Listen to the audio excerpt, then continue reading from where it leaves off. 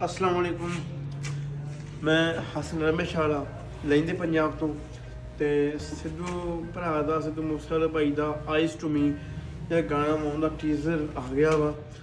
तो टीज़र से बहुत ज़्यादा कम किया गया वा, बरीके कम किया गया वा। पोस्टर दिखाए गए हैं, ठीक है ना, एक बॉर्डर दिखाया गया वा, एक मैप दिखाया गया वा, ठीक है। तो लोकेशन दिखाई गई है, सारी ट्रैप भी किमें कतल होया की हिसाब होया सब कुछ दिखाया गया, ठीक है। तो बहुत बरीकी ने काम किया, बहुत आला काम किया वा AI तकनीक नाल। तुसीं देखो भी सिद्धू भाई फोटो तुसीं देख रहे हो टीज़र भी कितनी सोहनी फोटो आई है, ठीक है ना। फोटो इन्ना खर्चा किया कि AI की टैक्नोलॉजी इन्नी वध गई है कि उन्हें फोटो को इन्ना बनाता भी महसूस ही नहीं होता कि ये AI है कि ये रियल फोटो आ।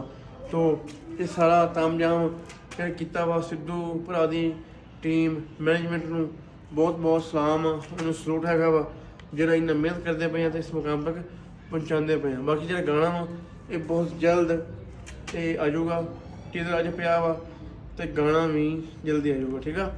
बाकी सलूट आ जी मैनेजमेंट को, धन्यवाद।